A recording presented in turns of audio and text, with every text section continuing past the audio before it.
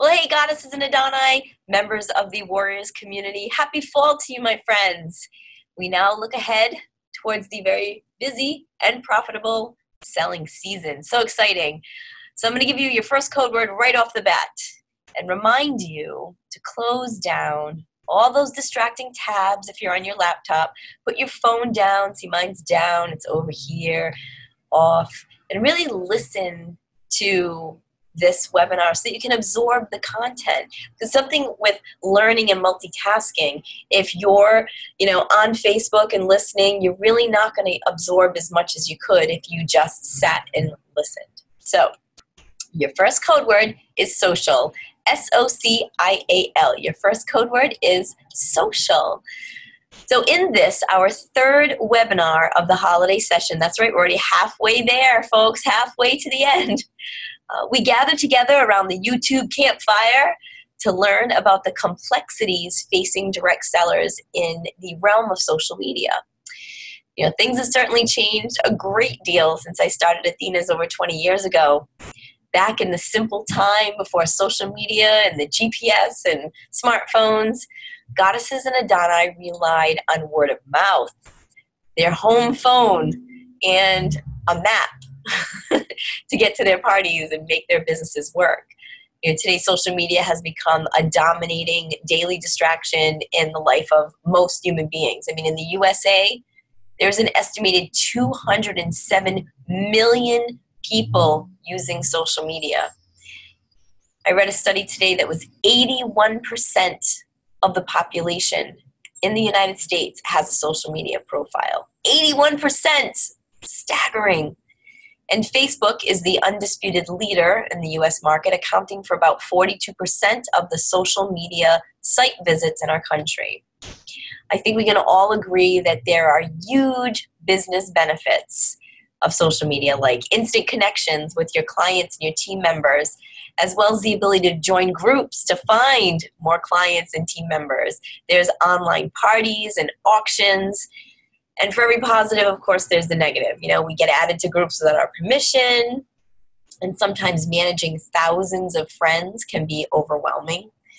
There's online debates that can lead to loss of customers and friends. The platforms change and fast. New rules get implemented, some that scare us. So I've asked Goddess Kim Boulay to provide some insight on navigating through the Facebook fog and share social media tips that she's learned by following social media gurus. So first, a little bit about Kim. Kim hails from Connecticut and has been a goddess since 2013.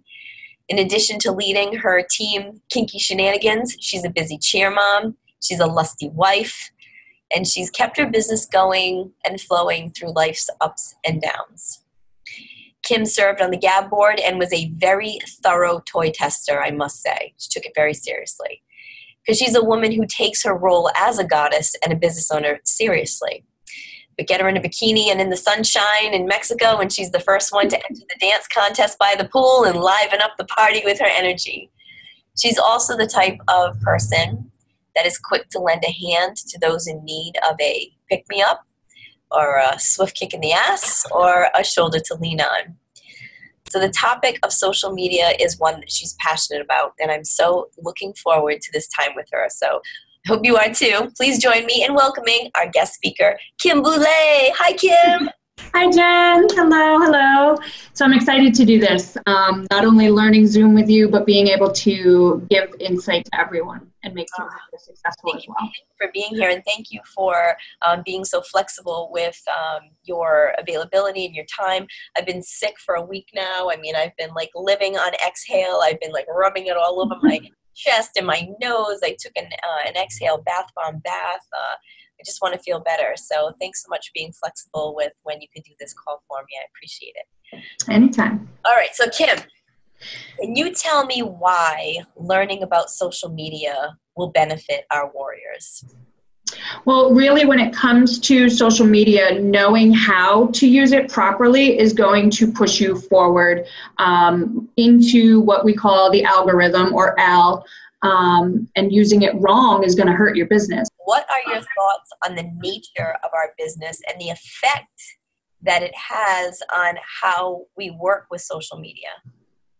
So on all platforms, Athena's is labeled and considered a sex-based business. So no matter how you phrase it, a mobile spa, any way you phrase it, you have to be very, very conscious of your wording and understand that sharing sexual content can be risky, can flag, and you're not necessarily always going to get that warning that your post was removed or your post was inappropriate for the community standards. They're just going to stop sharing your information.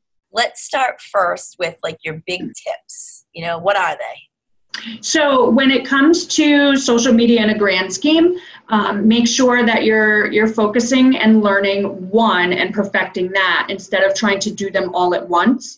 The one thing I do recommend is if you're on several social platforms, keep your name unified across those platforms. So like for myself, everything, whether I'm using it for business or not, is listed as Goddess6649. So when I run into someone at my drag queen brunch shows, they're like, oh my God, you do this? I'm like, yeah, you can find me. Boom. I'm like, find me at Goddess6649, whatever it is, whether it's Instagram, Snapchat. So can we talk about the platforms and how they relate to our business? So with Instagram, a lot of people, and Cece, I got to give her credit for this. She's using Instagram the way it is supposed to be used, very clean, very streamlined. I don't use Instagram that way. I kind of just use it as a connection with my clients. You can use it as a business account. So learning their algorithms for sure. My focal point is Facebook. That's where I generally work through all the time. Even with Snapchat, it's random, but you have to look at it also in age-based brackets because Instagram and Snapchat is more of a younger crowd base. So you're going to have those kids that want to, or I shouldn't say kids, those clients that are younger in their 20-somethings that are going to be more apt to connect with you there. And then knowing how to connect back with them is important as well. But personally, for me, I live through Facebook. The core of everyone, even you said it in the US, everyone can access Facebook with or without a profile. So that's helpful in a big way. There's millions of people on Facebook right now. What do you want to talk about as far as Facebook goes? Oh boy. All right. Fasten your seatbelts. To break it down, we're going to talk about the terms because I think that's where some people get lost. You can have a profile. So everyone is allowed one profile. There's no exceptions. You're not allowed to have a profile that functions as a business. It's just against the standards of, Facebook community. It's confusing to a lot of people. I was that person. I had a personal profile and I had a goddess profile. I ended up with people on both of them. I didn't know which instant messenger they were messaging, and they didn't know which instant messenger to message. So that's confusing. I will tell you, you will get caught. You will get shut down. The next thing is a page. Your profile is not your page. So profile is who you are. Your page is your business. It's your storefront, a billboard, a place for you to put out those PG advertisements. It really does work as a free website in most cases. I know there's some Goddesses and Adoni that actually have a secondary website from the two we already have with Athena's, and people go to that website. But at the same time, people are going to search Facebook long before they search Google. It's the go-to search engine for most people. Now, your groups. You can have a profile with a page. You can have a profile with a group. You can link all of those together. There's pros and cons. We'll get into that in a little bit. But I like to refer to the group as your living room. That's kind of like your party. That's your private space. That's your ordering room. That's where you're going to have those closer connections with your people. The more you connect in your group, the more your profile posts will show up to the mutual friends that you have, because that's teaching the algorithm, or AL, that you know each other, you like each other, and you want to communicate more in depth. It's really, really about communication. And that also carries over to Facebook Messenger. Communicating in there is gold, and it actually teaches your algorithm more information about who you interact with, which can be a little tricky. Well, I know that algorithms confuse people. What do you know about them? So it's just a program, and everything you do, from liking, reacting, commenting, it tells it what your likes and dislikes are, whether they're true or not. So that's where I encourage hitting that button and finding out why you're seeing this ad, because you might have liked a hairstyle. That doesn't mean you want every hair ad there is. You have to teach the algorithm to work for you based on how you're acting. It's going to determine your notifications. It's going to determine how your news feed flows. And it's going to also determine your value with Facebook. And by value, I mean, do you keep people interested, or are they skip scrolling past you? And if you're not bringing value and keeping people engaged on Facebook, Facebook's not going to invest in sharing your posts. Algorithms work in a rolling 9-hour increment. So I post here, 9 hours from now, it starts to die down in its popularity. When you do a post, it should be deliberate. I'm posting this to communicate with those that comment. So for the first 20, 30 minutes, those comments that come in, definitely reply to them, communicate, get the conversation going. Conversation is gold to you. That tells Al, hey, we're friends. Then walk away from it. Let it sit for a little while. Let it stew. Then you can come back to that post later in the day, stir it up a little bit, comment, get that action going again, because it relights that flame for the post. So you don't have to sit there as diligent and be like, I got to wait for every single one. Give it a little bit of love when you first post it, and then come back. So another important thing about Facebook, number one, your profile is you. It is gold. It is how people are going to find you. It's how they connect with you. So at your parties, they see you. They want to continue that. They're going to connect with your profile. Have a good headshot. Definitely something that's clear. It's you. Don't have a picture of you and like 12 other people. Don't have it be blurry. Don't have it be a product. Have it be a good headshot for you, and don't change it too often.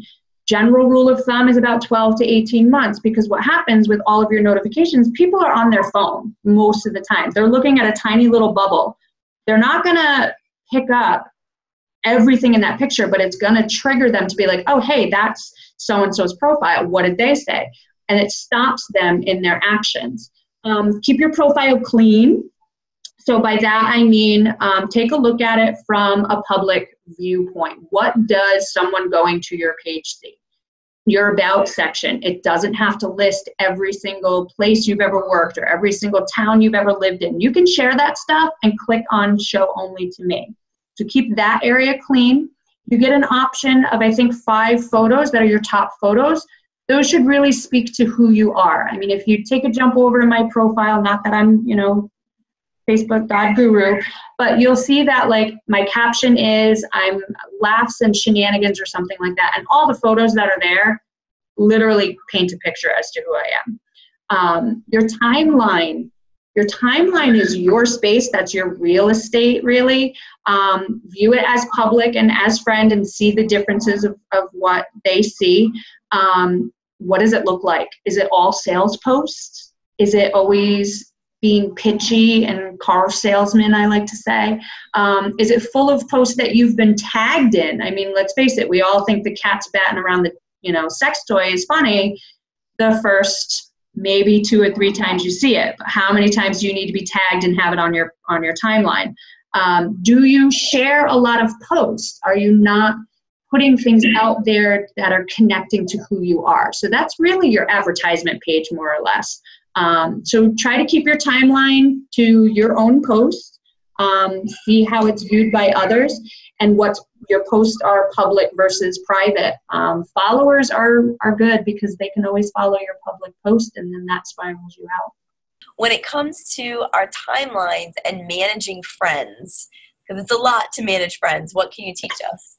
All right, so again, hiding things is key. You're only allowed 5,000 friends with a profile maximum. So every now and then I recommend going through the list.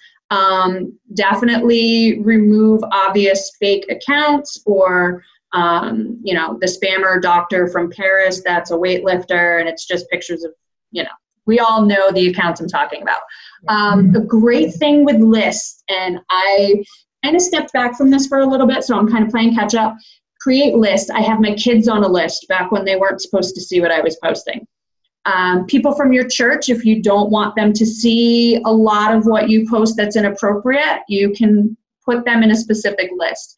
What I use Facebook lists for primarily is controlling my clients. I have my hostesses with a party date listed, and anybody that I connect with at that party goes on that list. So, a year from now, I can look back and go, who is this person? Click on our friendship and see, oh yeah, that's right, she was there. I use it for booking leads, joining leads, bingo people that are interested in bingo. I have a list for crazies, which we all know we have some of those people. But a good thing also is, like I mentioned, the followers. Having your profile accessible for people to follow you is helpful because you don't have to be friends with everyone. They send you a friend request, they're going to follow you by default. You can go through that list as well, remove any of those unwanted accounts. Be mindful that sometimes people close their accounts and they're taking up space, so you can close those out. Unfollowing is crucial. You don't want to unfriend a client because they may need to reach out to you at some point. But unfollowing tells the algorithm that their posts and things you don't want to see. It removes them from the pool of options. The algorithm is trying to pick from all of your friends. I have over 1,000 friends on my profile right now. There's no way I'm seeing all of them. What I'm seeing are the people that I have true connections with. And at the same time, you have to be careful about having an inbred timeline. And I say that gently because a lot of us we are a community in Athena. So we're always communicating with our team. We're always communicating with other goddesses and Adoni. Be mindful of who's liking your post and who's seeing them most often, because it's probably those within the company. And Al is thinking, oh, you guys are all friends and yay, but you want yourself to be outside of that. So unfollow a few of the goddesses and Adoni that you're not, in real life connected deeply with. It's not saying I don't want to be your friend. It's just telling the algorithm, find somebody else to share with me. And then just removing the old accounts. I find that in groups is helpful. Pulling out the accounts that are closed or, other accounts that are not really necessarily good to have in there. People ask, what's better, a page or a group for their business? Do you have thoughts on that? I definitely think both are helpful. Like I mentioned before, the page has really become a new website in a way for people. People are always going to go to Facebook and look up your business. More inclined to do that at the fingertips than they would Google. But again, our business is not openly accepted on Facebook. I remember back when you were having an issue being able to promote your own post as a sex-based business. So be mindful of that. My page is actually listed as age restricted, so that kind of puts a little tick in the Facebook land. They're like, oh, why is she restricting her data or her post? But I do that because I don't want to take a chance that somebody shares something and it links back to me. I'm covering my own ass at that point. I do share sexual education type of post. I'll share conversation topics, but I don't post toys on my page anymore. I don't use any of those graphics publicly in a page or profile type of setting. There's a lot of things you can do with a page that's beneficial. I list the services I offer on my page, so people can look that I offer private ordering and consultations. They can book a 18 or over party. They can do a spa party. I also use it every month for our Blitz. I create my own Blitz event, and I've been pushing that and pushing that and pushing that. I share other things that Athena's is doing on my page, so it helps Athena's business page because it's being shared, but then it also pulls it into my clients as well. It's just, and then that's where I'll try to share some of the photos of, the 2K Paves the Way and the raffles that we were in, putting that stuff out there as well. It's just, you got to be careful with a page, again, because of the nature of our business, sharing the product post. I love what marketing does for us, but I really feel that in the same sense, if people are sharing that over Facebook, 1,000 people sharing the same photos, Facebook does have an algorithm system that picks up similar data. And those pictures, one, if it's sexual content with a toy, it's going to be not shared, flagged, removed. And if it's the same graphics, same lettering, same, it's just not going to share you anymore. So kind of, even if it's just a little tweak to a photo, it helps you a lot more. Downside, pages are only allowed to send up to 5 notifications in a day. Even if somebody says all notifications, that's 5 notifications. So that's kind of the downside of a page. So be mindful, your 5 posts for a day, I don't really do 5 in a day on my page, but make sure they're good. Make sure there's something content-wise that you want to get out there. You can link either your Athena's website page, your Goddess page, or your personal website that some of us have, to your business page so that people can click on that through that way. Don't share the link. Don't type it out. Don't share, www.athenashn.com/. That's considered a replicated website, and that's another tick for Facebook. They know replicated websites. They're not going to share your post. The more you do that, the less you're going to be seen. So what I'll do is on my profile, I did it recently, hanging up a door thing for my demo items. I checked in at my business, makes it, highlighted at the top.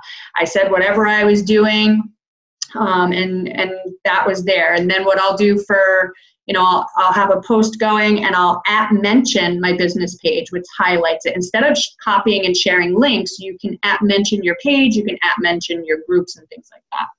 So what are your feelings about balancing the home party presence and the social media presence? Because they're both vital. So some people may cringe at me saying this, but I feel that if people can get what they need from you by clicking a button online, it's no different than supporting Amazon. We are a home-based business. Do not give them the milk for free.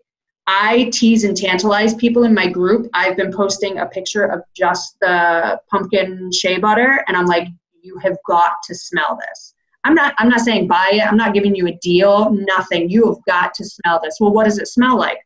I can tell them what it smells like, but they need to smell it. They need to experience that. And being a home-based party business, you want to tease them so that they book with you. You want to be in their homes. You want to be connected with them. That's where the magic happens. And I feel there is a shift happening, so people are getting back to that true connectivity with one another.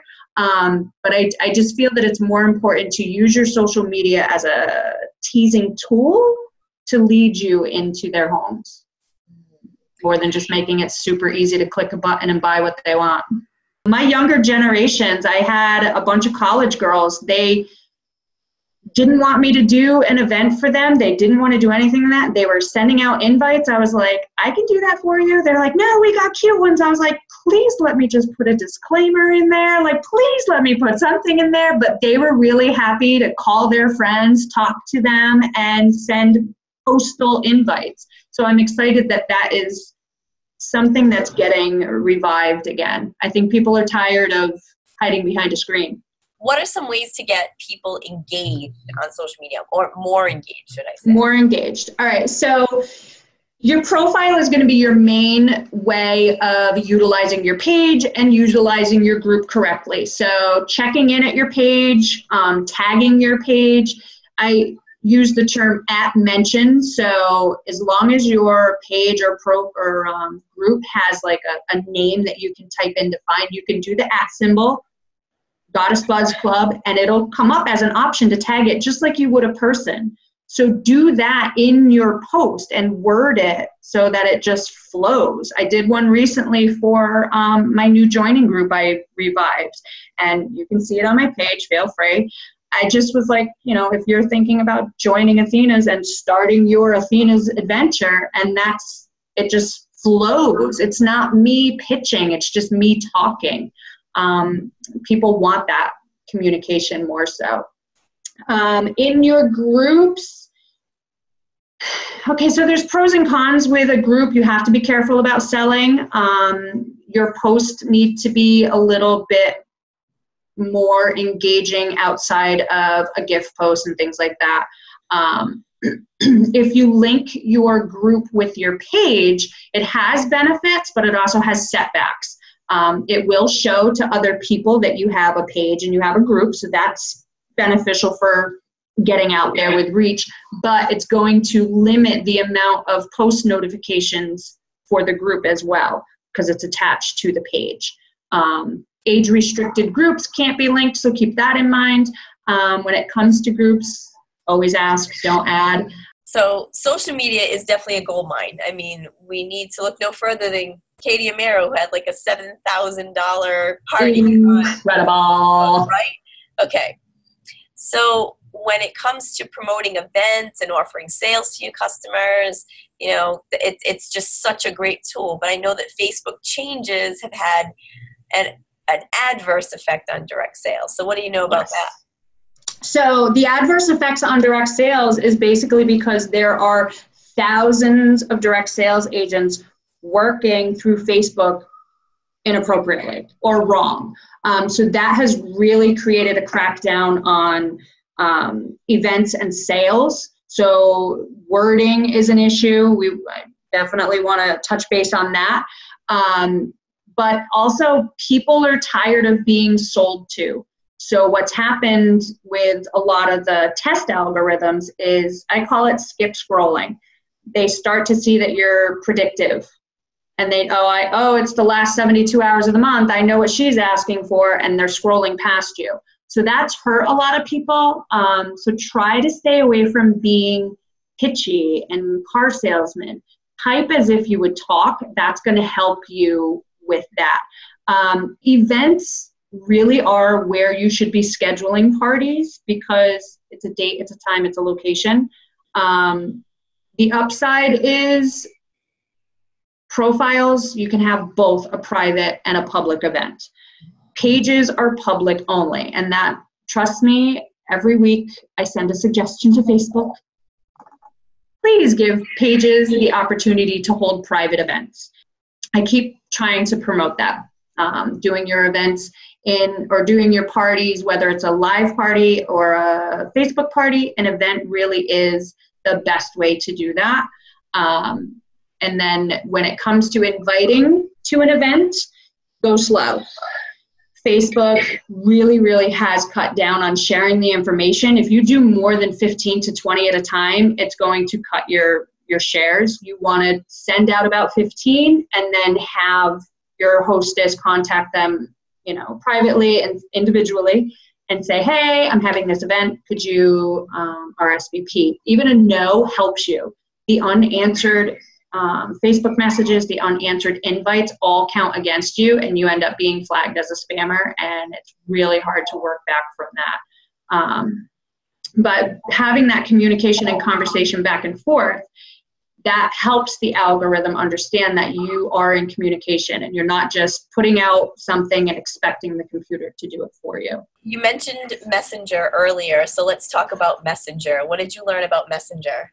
I love Messenger. It's where the magic happens or the magic dies. Messenger, I don't always have time and I'm not always in a place to take a phone call, but I can always message someone. And it doesn't cost my data plan, whatever, my text plan, whatever. So it works through your Facebook. It helps with your algorithm. So be mindful of who you're talking to in Messenger. If you're talking to just your team in Messenger, you're going to tell the algorithm those are the only people you want. But with Messenger, when I do parties or when I've done vendor events, I have people connect with me in Messenger before friend requesting me. I don't know every Tom, Dick, and Harry, and I don't know if I want you on my profile, seeing all my business. But they'll connect with me in Messenger so I can communicate with them. And the great thing about that is they see your story. Facebook Stories is actually in competition with Snapchat. Facebook tried to buy out Snapchat. Snapchat was like, no. And Facebook said, we're just going to beat you at your own game. So that's how we ended up with Facebook Stories. Everyone that you connect with on Messenger, whether they are your friends or not, can see your story. Please keep in mind to use that wisely. We've already seen what can happen when we use our profiles wrong, so don't be spammy or over salesy in your story. But it's a great way to just kind of put a little blurb out there at the end of the day or something like that. And that, honestly, Messenger has replaced emails in some circles. People are going to check that before they check their emails. You know, I know that a lot gets lost when you're typing. You know, you can't hear tone. It's easy to misconstrue. You know, one time Robin had sent me an email and I typed yay, Y-E-A-H, but she thought it came out as yeah, like yeah, when I was like, yay. And she's like, why did you know, she came in, she's like, why did you say yeah? And I'm like, I said yay. You know, it's so easy for things to get lost in social media messages. So do you have any tips to make your messages in Messenger more personal? Oh my God, yes. Facebook Messenger voice feature. I absolutely love it. When I can do it, I'll send like a quick, da, da, da, da. Your tone is everything. And so true. A lot is lost in interpretation. Not in so much how well you type it out, but how well they read it and receive it in the moment of what they're going through. They could be having a crap ass day and your yay is now yeah. So you need to be mindful of that. And that, I think, is part of the catalyst that's pushing us towards more verbal communication overall. Picking up the phone when you could text everything out, but it's quicker to hash it out, you know, through voice. And then with hostess coaching, when I'm getting close to the party, I'm like, hey, I'm super excited, blah, blah, blah. They hear that. They need to hear that excitement instead of seeing, hey, 12 explanation points. And it's better to hear your voice for sure, overall. One of the things too, when connecting at my events, or even if I'm in typing something out, I will direct people into my Messenger. I'll use, and everybody has this, you just have to know what your Facebook link is. So whether it's your profile or your page, it's m.me/ whatever it is. So for my profile, it's Goddess6649. For my page, it's Goddess Kimberly6649. Because let's face it, our Goddess number is, you know, like our social security number. We need to have that number. But I'll put that in a post that I do, like, hey, blah, blah, blah, blah. And my whole thing is hit me in the box, and I'll do a little like emoji thing and have my link there. And all they have to do is tap that link and we're right into Messenger. It's real life communication, and that's another thing that Facebook wants to see, is us being communicated with one another. So good. So when it comes to posting on Facebook, I know that there's lots of do's and don'ts. You've covered some, but do you have more, more that you'd like to share? Yep. So when it comes to posting and engagement, it's a wormhole and it's ever changing. So back a little bit ago, a couple months ago, all third-party apps were cut out. A lot of them are allowed now, but what's happening is they're allowing you to post to Facebook, but Facebook doesn't see it as a native post, meaning you're not on the platform. So you're not bringing money. You're not being true to the platform. We're not going to share this excessively like we would if you posted it in real time on Facebook. So keep that in mind. Third-party apps, great for a party, posting, whatever. But if you're going to use it for, your business page post or your profile post, Facebook's not going to share those as much as they would if you did it right on Facebook. They are time saving, but they're also going to be, shooting yourself in the foot. When you want more interactions, point blank, just be real. Just be stupidly real. These people have connected with you in the party atmosphere. You were real with them in the ordering room. Be real with them when they go to your page or they see your post. Stop being retail based.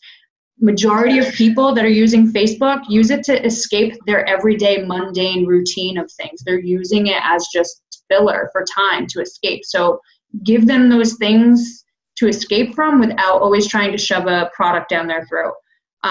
One of the things that will count against you with the skip scroll is the copy paste feature. Not so much copy, paste, control, paste. It's the copy paste. When it's a redundant post like that, it's the same thing as the cat video. People see it the first couple of times, they might read it and respond to it, but then they're going to just start skipping past it. So when you have 25 people on your timeline doing that, you're just like, ugh, you're not authentic. There's nothing good from you today. I'm bored with you. The drop a GIF post, those are fun. I like scrolling through them just to get some good GIFs. Or the meme post, but what's happening is you're putting that up there for them to do that, and then the algorithm is seeing a GIF or meme reaction. That's not a verbal communication. So the GIF and the meme, it doesn't benefit your algorithm. It's almost just like stagnant water rolling around. Get away from the end of the month goal posts. 1, you look desperate in your business. 2, you make it look difficult for other people thinking about joining. If you're always a deal and you're always trying to sell, people are gonna, see that you're predictable and just skip right past you. And that really hurts your algorithm overall. The algorithm says you bring no value, people don't want to see you. You're not gonna have that engagement. You're not gonna have those likes, the comments, and things like that. One of the commonly asked questions that I hear is, what's the best time to post? So what do you say to that? The best time to post, truthfully, is whenever you're going to post, because you're never going to be perfect for everyone's own schedule.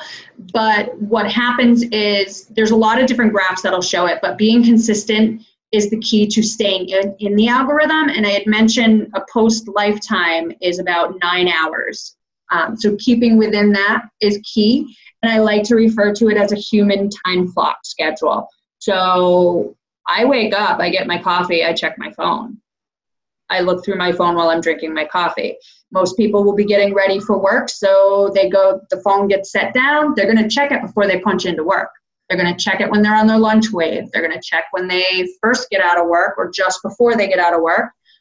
Usually the highest tick of activity is after about 6 p.m. There's a small little wave there because they're getting dinner ready, they're cooking, they're looking at their phone. Once the kids are in bed, so you're looking at like 8:30, 9, there's a good wave.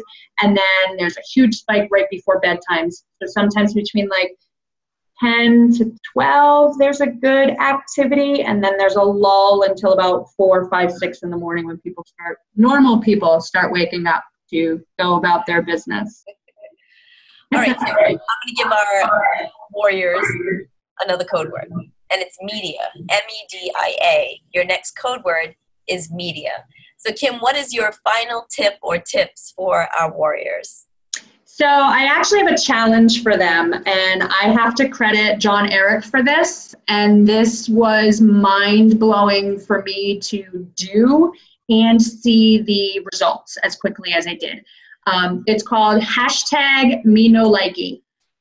And what that means is next time you pick up your phone to scroll and check things, you're not allowed to hit the reaction button.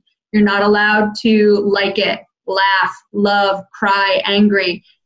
But if you have that impulse, now you need to leave a legitimate reaction, verbal comment on the post.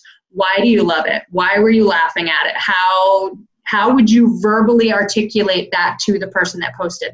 Because if you think about it, I mean, I might do this, but if there's a conversation happening, are you going to walk up and be like, and walk away? No, you don't communicate that way. So I challenge you for, I'd say at least till Sunday, or, see how far you can go before you start seeing a change in your interactions with other people, who starts showing up in your timeline. The interaction and everything from a verbal connection with somebody is astronomical. You go through and just hit that button, it does nothing for your timeline. It does nothing for your engagements with other people. So just ultimately being real and commenting. Hashtag me no likey. Kim, thank you so much for sharing what you've been learning. I appreciate all the time that you put into this presentation. I appreciate you. Thank you. You're welcome. You're very, very welcome. So social media is a useful tool in the Goddess or Adonis toolkit for sure. However, it can't be the only one. I mean, how many carpenters do you know that show up with just one hammer to a job? So remember that your real life interactions are still essential to building your business. So foster relationships with your party guests and hostesses, and they in turn become the members of your VIP group. Find the balance between your personal face-to-face services and the social media presence. It's vital for your growth.